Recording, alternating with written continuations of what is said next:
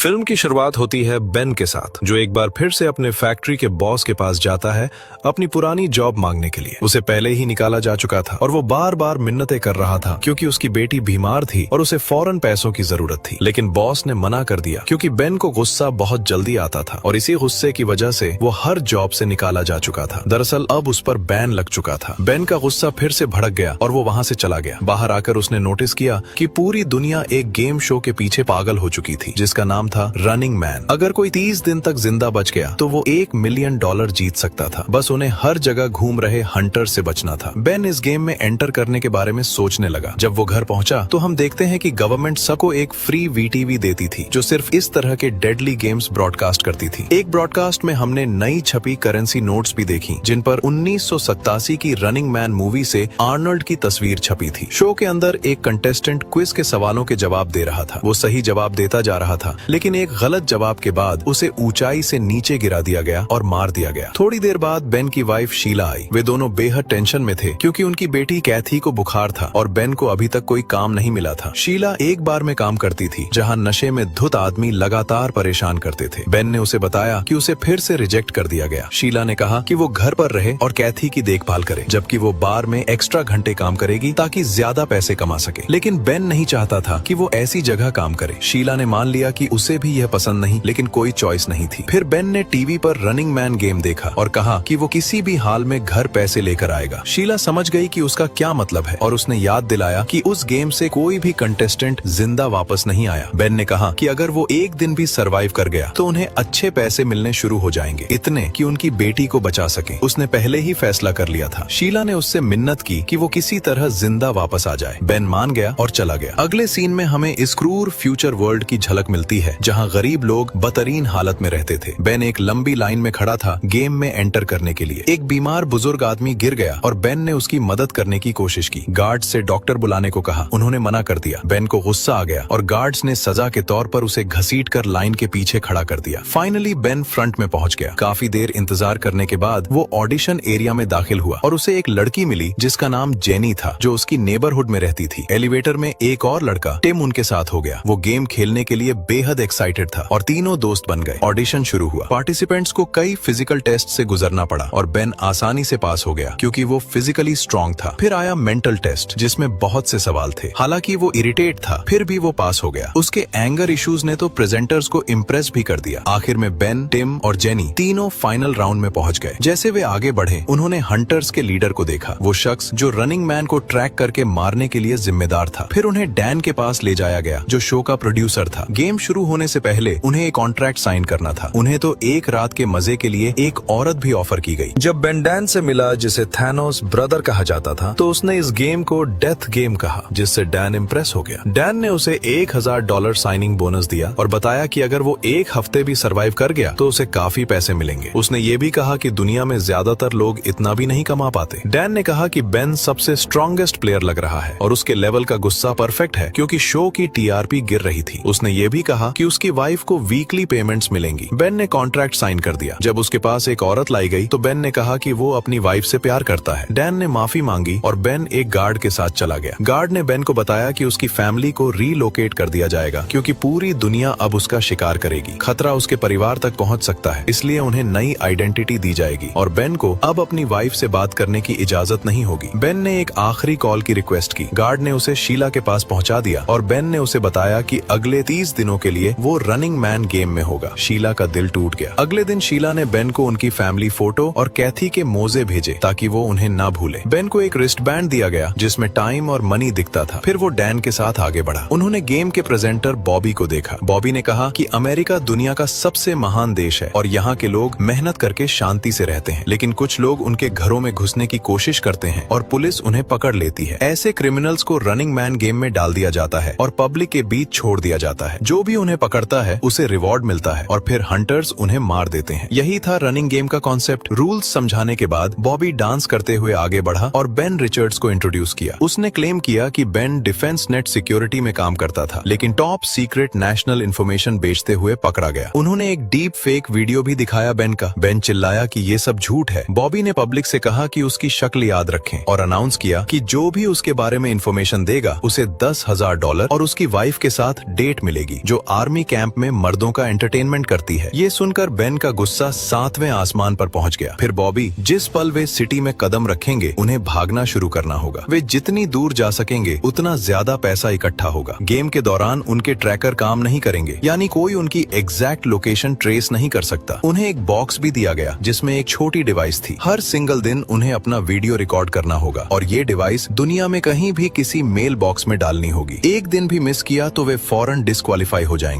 एक और रूल था कि वे जितने ज्यादा दिन जिंदा रहेंगे वे पूरे $1 मिलियन प्राइस के उतने करीब पहुंचेंगे। अगले सीन में हम बेन को जेनी और टिम के साथ देखते हैं। हंटर्स, जिनका काम सिर्फ कंटेस्टेंट्स को ट्रैक करके मारना था, उन्हें भी इंट्रोड्यूस किया गया और उनका लीडर सबसे डेडली था। तीनों कंटेस्टेंट्स को एक बड़े मेटल कंटेनर के ऊपर रखा गया और फिर हर एक अलग अलग चोट से स्लाइड करके सिटी के अलग अलग हिस्सों में भेज दिया गया। बेन एक बिल्डिंग के बाहर लैंड हुआ जहां उसने क्लीन कपड़े और सप्लाईज देखी जो उसका इंतजार कर रही थी। उसने उन्हें उठाया और एक टैक्सी में बैठ गया। ड्राइवर ने उसे फौरन पहचान लिया लेकिन रिपोर्ट नहीं किया। कहा कि वो एंटरटेनमेंट के लिए लोगों को मारने को सपोर्ट नहीं करता। इस वजह से बेन सेफली भाग निकला। बेन फिर एक अबैंडन बिल्डिंग में पहुंचा। वो बेसमेंट में गया जहां उसे एक आदमी मिला जिसका नाम मॉली था, जो इल्लीगल चीजें बनाता था। मॉली बेन का पुराना दोस्त था। बेन को देखकर वो घबरा गया क्योंकि रनिंग मैन कंटेस्टेंट की मदद करना उसे खतरे में डाल सकता था। बेन ने उससे भागने में मदद की मिन्नत की। आखिरकार मॉली मान गया और कहा कि वो बेन के लिए फेक पासपोर्ट बनाएगा। अगर बेन किसी दूसरे देश में 30 दिन छुप गया तो वो सच में सरवाइव कर सकता है। बेन मान गया। मॉली ने उसका मेकओवर किया, नई फोटोज ली और फेक पासपोर्ट तैयार किया। ये सब शीला और कैथी की खातिर। बेन ने अलविदा कहा और निकल गया। वो एयरपोर्ट पर पहुंचा बेहद नर्वस होकर। उसने अपने डॉक्यूमेंट सबमिट किए और न्यूयॉर्क का टिकट अप्रूव हो गया। वहां पहुंचकर बेन एक होटल में चेक इन हुआ। हंटर्स को मिसलीड करने के लिए उसने एक अलग होटल रूम में जाने का दिखावा किया और अपना वीडियो रिकॉर्ड किया। उसने डिवाइस मेल बॉक्स में डाली और फिर अपने असली रूम में लौट आया। छुपकर टीवी शोज देखते हुए अपने अगले स्टेप्स की प्लानिंग की। उधर हंटर्स ने मॉली को पकड़ लिया। उन्होंने उसे बेरहमी से टॉर्चर किया। आखिरकार दर्द की वजह से मॉली टूट गया और इन्फॉर्मेशन दे दी। बेन को एक नाइटमेयर के जरिए ये महसूस हुआ जिसमें उसने खुद को न्यूयॉर्क में मरते हुए देखा। ये सपना उसे बुरी तरह हिला गया। बेन ने गेम शो फिर से ऑन किया। उसी वक्त हंटर्स ने टिम को कैजुअली शॉपिंग करते हुए कैप लगाकर ढूंढ लिया। उन्होंने उसे फौरन मार दिया। बेन अपसेट हो गया और समझ गया कि वो उस जगह नहीं रह सकता जो मॉली ने रेकमेंड की थी, क्योंकि मॉली टॉर्चर के तहत सब कुछ एक्सपोज कर सकता था। इसलिए बेन वहां से निकला और बोस्टन चला गया। उसने एक गंदा सा रन डाउन होटल रूम किराए पर लिया जहां कोई उसे ढूंढने की सोच भी नहीं सकता था। अंदर उसे एक जंकी का स्टैश मिला जो ड्रग्स से भरा हुआ था और यहाँ तक कि एक ग्रेनेड भी था। फिर उसने ड्रग्स लेना शुरू किया। विंडो के पास बैठकर नीचे से गुजर रहे रैंडम लोगों का मजाक उड़ाने लगा। यूं उसका दूसरा दिन गुजर गया। फिर पब्लिक वॉशरूम जाते वक्त उसे बाहर से आवाजें सुनाई दी। हंटर्स उसे ढूंढ चुके थे। वो छुप गया जब वे उसके रूम की तरफ बढ़े। बेन बाथरूम में घुस गया। भागने का कोई रास्ता नहीं था, इसलिए उसने एक आंच का टुकड़ा तोड़कर मेकशिफ्ट स्पीयर बनाई। वो टेरेस पर चढ़ गया और एक रस्सी के सहारे अपने रूम की विंडो की तरफ नीचे उतरने लगा। उसने अपने हाथ पर टॉवल लपेटा, विंडो तोड़ी और अंदर चढ़ गया। शोर की वजह से हंटर्स अलर्ट हो गए। बेन ने जल्दी से अपना सारा सामान बैग में भरा। टीवी अनाउंसमेंट हुई कि गार्ड्स ने उसके रूम को लोकेट कर लिया है। गन शॉट्स फायर हुए। बेन रस्सी के सहारे फिर से नीचे उतरा और किसी और आदमी के रूम में गिर गया। एक ड्रोन ने उसे स्पॉट किया और रिकॉर्डिंग शुरू करने की कोशिश की, लेकिन बेन ने उसे पकड़कर बंद कर दिया। वो फॉल्टी एलिवेटर की तरफ भागा। हंटर्स उसके पीछे पहुंच गए। बेन ने ग्रेनेड एलिवेटर में फेंक दिया। हंटर्स के लीडर ने उसे एलिवेटर की छत पर फेंक दिया, ठीक विस्फोट होने से पहले। धमाके ने बेन को बेसमेंट स्टोरेज एरिया में गिरा दिया। गार्ड्स ने बाहर से फायर किया और टॉक्सिक गैस बेसमेंट में घुसने लगी। चूहे टनल के जरिए भागे। बेन ने उनका पीछा किया। एक बड़ा एक्सप्लोजन हुआ जिसमें हंटर्स मारे गए और होटल उड़ गया। बेन सीवर के पानी से बाहर निकला। उसने अपना अगला वीडियो मैसेज रिकॉर्ड किया जिसमें कहा, BKL, मैं अभी भी जिंदा हूँ। फिर वो ड्रेनेज पाइप से बाहर रेंग कर निकला। एक छोटे लड़के ने उसे देख लिया। बेन को लगा कि लड़का उसे ऑफिशियल्स को रिपोर्ट करेगा, लेकिन लड़के ने कहा कि वो मदद करना चाहता है और अपने भाई ब्रैड को बुलाने दौड़ा। ब्रैड एक रेबल निकला जो गवर्नमेंट के खिलाफ था। वो बेन की मदद करना चाहता था। उसने डेली वीडियो डिवाइस अपने छोटे भाई मैट को दी और उसे मेल बॉक्स में डालने को कहा। मैट उसे लेकर निकल गया। ब्रैड बेन को वापस घर ले गया। ब्रैड के घर में हम उसकी माँ, छोटे भाई मैट और एक छोटे बच्चे से मिलते हैं जो कैंसर से लड़ रहा था। फैमिली ट्रीटमेंट का इंतजाम करने की कोशिश कर रही थी। ब्रैड ने बेन की तारीफ की क्योंकि गेम ऑफिशियल्स अब भी उसे ट्रेस नहीं कर पाए थे। बेन ने अपनी फैमिली की मुश्किलें उनके साथ शेयर की। ब्रैड ने उसे अपना ऑनलाइन व्लॉग चैनल दिखाया जहां वो रनिंग मैन गेम और पिछले कंटेस्टेंट्स का एनालिसिस करता था। उसने समझाया कि ज्यादातर प्लेयर्स पकड़े जाते हैं क्योंकि वे पब्लिक में नॉर्मल लोगों की तरह घूमते हैं। सिर्फ क्लेवर लोग पूरी तरह छुपे रहते हैं, जिससे उन्हें पकड़ना लगभग नामुमकिन हो जाता है। ब्रैड को यकीन था कि बेन पहला कंटेस्टेंट हो सकता है जो वाकई जीत सकता है। अब तक किसी भी प्लेयर प्लेयर ने सबसे लंबे 29 दिन सरवाइव किए थे। उस सर्वाइवर के बारे में हम बाद में जानेंगे। बेन ब्रैड की फैमिली के साथ रहने लगा। एक दिन ब्रैड ने समझाया कि गवर्नमेंट ये डेडली गेम्स सिर्फ गरीबों को टॉर्चर करने के लिए चलाती है। उसे यकीन था कि बच्चों की बीमारियां भी गवर्नमेंट के एक्शन से जुड़ी हैं। बेन के अगले डेली वीडियो में उसने कहा कि गवर्नमेंट को बच्चों की परवाह नहीं और गेम ऑफिशियल्स उनके साथ मिलकर काम करते हैं। उसने क्लेम किया कि वे गरीब लोगों को डेडली एंटरटेनमेंट शोज में फोर्स करते हैं और पब्लिक से ऐसे वायलेंट कंटेंट देखना बंद करने की अपील की। उस रात बॉबी ने बेन का BKLIM स्टिल अलाइव वाला वीडियो एयर किया। ब्रैड की पूरी फैमिली देख रही थी, लेकिन फिर बॉबी ने होटल एक्सप्लोजन में मारे गए हंटर्स दिखाए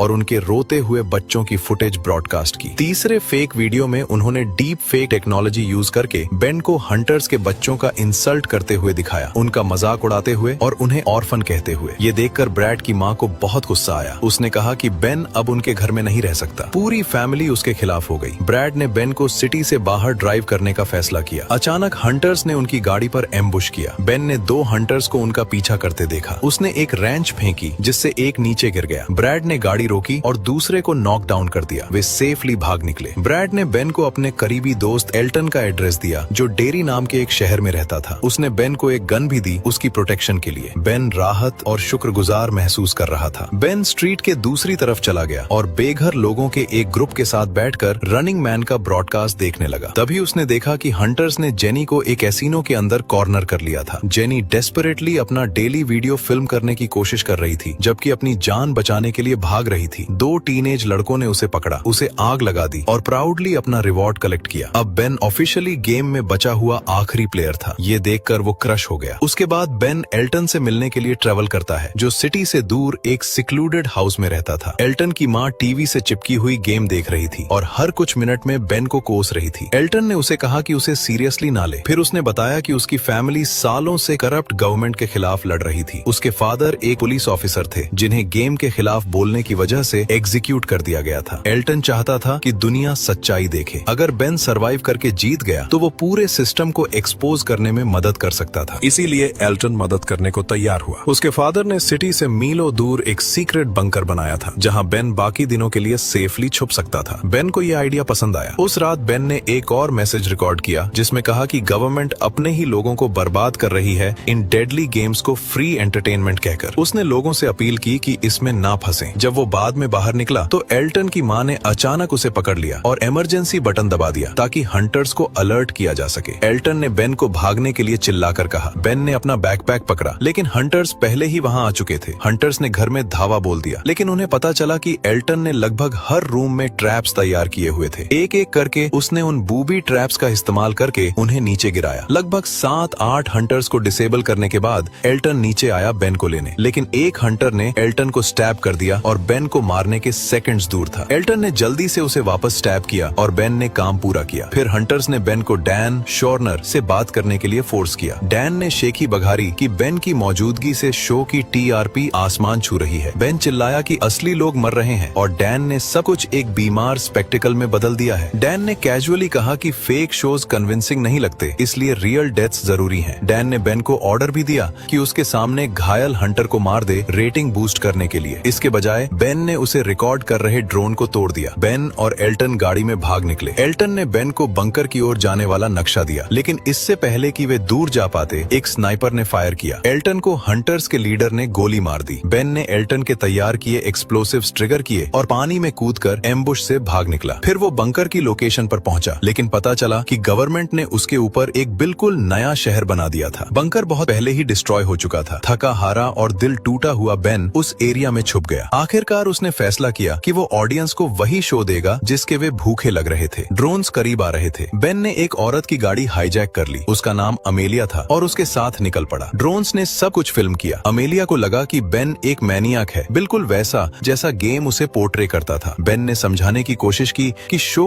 उसके बारे में सच्चाई को ट्विस्ट करता है। उसने अपनी फैमिली के बारे में खोला, लेकिन इससे पहले कि वे आगे बात करते, क्रिमिनल्स के एक ग्रुप ने रोड ब्लॉक किया, बेन को रिवॉर्ड मनी के लिए कैप्चर करने की प्लानिंग करते हुए। लेकिन क्योंकि इससे TRP बर्बाद होती, ड्रोन्स ने उन्हें मार दिया और उनके ट्रक को भी उड़ा दिया। बेन फाइनली समझ गया कि शो कैसे सब कुछ मैनिपुलेट करता है। उसने अमेलिया को एक गन दी और उससे उस पर भरोसा करने की मिन्नत की। एक पल बाद ड्रोन्स ने अनाउंस किया कि बेन ने अमेलिया को किडनैप कर लिया है। बेन ने उसे बताया कि पसंद हो या ना हो वो अब गेम का हिस्सा है, वे अभी दोनों को नहीं मारेंगे। अमेलिया बाहर निकली और ड्रोन्स को समझाने की कोशिश की कि वो हॉस्टेज नहीं है, लेकिन शो ने उसके स्टेटमेंट को डीप फेक से रिप्लेस कर दिया, उसे रोते और मदद मांगते हुए दिखाया। अब वे दोनों कंटेस्टेंट बन चुके थे। आगे हंटर्स की एक पूरी टुकड़ी नजर आई। बेन को एहसास हुआ कि वे उसे अभी नहीं मारेंगे, वो रेटिंग्स के लिए बहुत वैल्यूएबल था। अब तक वो कई दिन सरवाइव कर चुका था और फैन फेवरेट बन चुका था। आखिरकार बेन हंटर्स के लीडर से भिड़ा और क्लेम किया कि उसने अपने शरीर पर एक मैसिव बम बांध रखा है और अगर वे करीब आए तो सब कुछ उड़ जाएगा। अगर वे ऐसा नहीं चाहते तो उसे और अमेलिया को कनाडा जाने के लिए एक प्लेन चाहिए। डैन मान गया और अमेलिया को फाइनली दिखा कि बेन वो मॉन्स्टर नहीं जो टीवी पर दिखाया जाता था। वे प्लेन में चढ़े। बेन ने लीडर को फोर्स किया कि अपना मास्क उतारे वरना वो बम फोड़ देगा। लीडर ने कंप्लाई किया और बेन शॉक्ड रह गया ये देखकर कि वो एरिक था, वो कंटेस्टेंट जो सीजन 1 में 29 दिन सरवाइव किया था और बाद में हंटर बन गया। प्लेन के अंदर बेन को एहसास हुआ कि पायलट असल में हंटर्स थे, लेकिन वो ये भी जानता था कि डैन उसे नहीं मारेगा, अभी नहीं। प्लेन ने टेक ऑफ किया। एरिक ने उससे कहा कि फ्लाइट एंजॉय करे क्योंकि उसकी जिंदगी बदलने वाली है। डैन बेन से बात करने लगा। बेन गुस्से में था कि डैन ने हंटर्स को पायलट बनाकर रखा, उसने फिर से सब कुछ उड़ाने की धमकी दी। डैन ने शांति से जवाब दिया कि उन्होंने पहले ही उसे स्कैन कर लिया था जब वो बोर्ड हुआ, उसके पास कोई बम नहीं था। एरिक ने बेन को गन पॉइंट पर पकड़ लिया, लेकिन डैन ने दूसरे हंटर्स को ऑर्डर दिया कि उसे रोकें और उन्होंने एरिक की वेपन रिमूव कर दी। डैन हंसा और बेन से कहा कि उसने शो को नई हाइट्स पर पहुंचा दिया है। उसने बेन को एक ऑफर दिया, हंटर बन जाओ। 1 मिलियन की बजाय बेन को हर सीजन 5 मिलियन मिलेंगे, लेकिन उसे प्लेयर्स को मारना होगा। उसका पहला टास्क प्लेन में मौजूद हर हंटर को मार दो। बेन ने मना कर दिया। डैन ने फिर धमकी दी कि वो कैथी और शीला को मार देगा। बेन गुस्से से पागल हो गया। डैन ने ऑर्डर दिया और शो ने उनकी मौत की खबर लाइव ब्रॉडकास्ट की। कैथी ने जिद की कि ये फेक हो सकता है, इसलिए उसने ब्रॉडकास्ट ऑन किया। उसमें बेन की लोकेशन दिखी और अनाउंस किया गया कि उसकी फैमिली को लाइव मर्डर किया गया और बेन के सरवाइव करने का एकमात्र तरीका है हंटर्स को मारना। बेन का दिमाग खराब हो गया। हंटर्स उस पर झपटे। बेन ने वापसी की, उन सबको मारा और एयरक्राफ्ट को डैमेज कर दिया। फिर एरिक ने उस पर अटैक किया एक ब्रूटल फाइट में और लगभग उसे मार ही डाला। आखिरकार बेन ने एरिक का पैराशूट खोल दिया जिससे वो एयरक्राफ्ट की विंडो में फंस गया। उसने एरिक को स्टैब किया और मार दिया। बेन ने अमेलिया से कहा कि सिर्फ एक पैराशूट बचा है और उसने जिद की कि अमेलिया उसे ले ले। अमेलिया जंप कर गई। बेन कॉकपिट में गया और डैन से आखिरी बार बात की। डैन ने उसे फिर से हंटर पोजीशन ऑफर की। बेन ने मना कर दिया। उसने अपनी फैमिली को मरते देख लिया था और पब्लिक अब उसके सपोर्ट में थी। बेन लाइव हो गया और सच्चाई एक्सपोज की कि उसकी फैमिली को मर्डर किया गया। डीप फेक्स का इस्तेमाल सब कुछ मैनिपुलेट करने के लिए किया गया और गेम गरीब लोगों की जिंदगियां बर्बाद करता है। डैन ने फौरन ब्रॉडकास्ट कट किया और इसे डीप फेक से रिप्लेस कर दिया। दिखाया कि बेन प्लेन को स्टूडियो बिल्डिंग में क्रैश करने की प्लानिंग कर रहा है। उसने बेन को ताना मारा कि क्या उसने वाकई उसकी फैमिली को मारा। फिर कहा कि इससे कोई फर्क नहीं पड़ता क्योंकि वो वैसे भी मरने वाला है। डैन ने रिमोटली प्लेन हाईजैक किया और उसे बिल्डिंग की तरफ डायरेक्ट कर दिया। बेन गुस्से से भरा हुआ था। इम्पैक्ट होने से ठीक पहले एक मिसाइल ने एयरक्राफ्ट को मिड एयर में हिट किया, उसे डिस्ट्रॉय कर दिया और बिल्डिंग को बचा लिया। जल्द ही ब्रैड ने एक वीडियो रिलीज किया पूरे सीजन को एनालाइज करते हुए, हर झूठ, हर फेक डेथ, हर डीप फेक को एक्सपोज करते हुए जो गेम ने यूज किए थे। पब्लिक शो के खिलाफ हो गई। फुटेज ने ये भी सजेस्ट किया कि बेन शायद सरवाइव कर गया। एस्केप पॉड को जलते प्लेन से गिरते देखा गया। 2 दिन बाद कैथी और शीला को नई आइडेंटिटीज के तहत शॉपिंग करते दिखाया गया। कैशियर ने मेंशन किया कि किसी ने कैथी के मोजे लिए हैं। शीला बाहर गई और बेन जिंदा वहां खड़ा था। अगला सीजन जल्दी शुरू होने वाला था, लेकिन अब पूरी क्राउड बेन को सपोर्ट कर रही थी और शो बंद करवाना चाहती थी। बॉबी ने होस्ट करने से मना कर दिया। डैन ने उसे गन से धमकाया,